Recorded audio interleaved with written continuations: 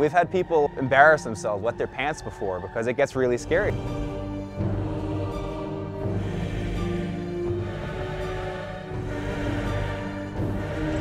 Oh my God, come here! Go!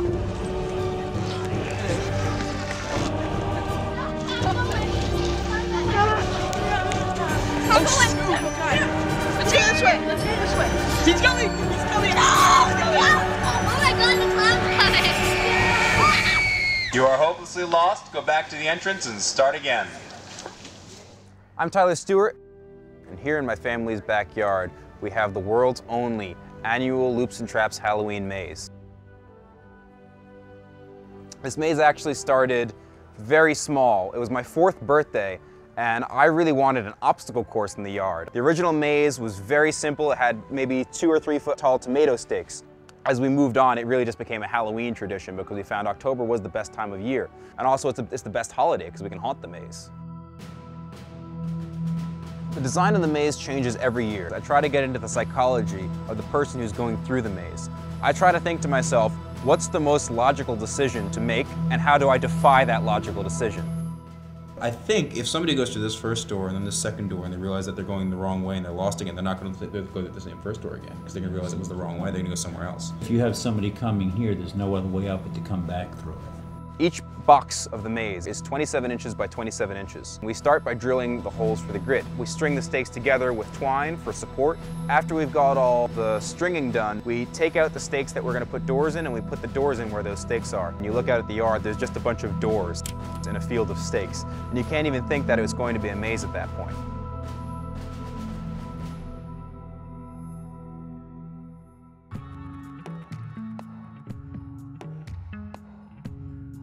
The entrance to the maze is really close to the exit of the maze. It's only about 30 feet, and yet it actually takes the average person more than a half an hour to get between the two their first try. Sometimes when you open a door, there's another door behind that door.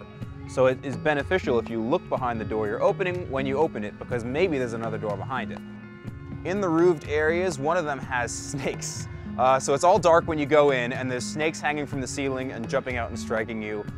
Because of course snakes are terrifying. We also have a lot of clowns because people are terrified of clowns. So we do try to find the things that people are particularly afraid of, like the real common phobias, and exploit them.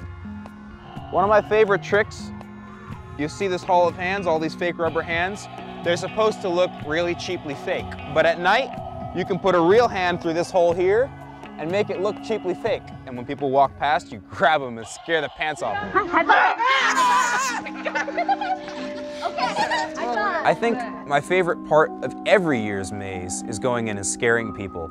Every culture pretty much has some kind of a holiday that celebrates death and the things that are morbid. And we're not goths or anything. At a certain point, we realized we had something special. Oh my God, the clown's coming! I don't plan to stop. My dad doesn't plan to stop. If I had my own house in my own backyard, I'd build my own maze.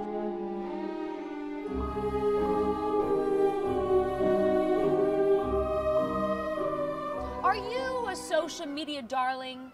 Do you like to hang out on Facebook, Twitter, Pinterest, or even Tumblr? If so, you can check us out at all those places, or of course you can just click subscribe right here to see what we got going on.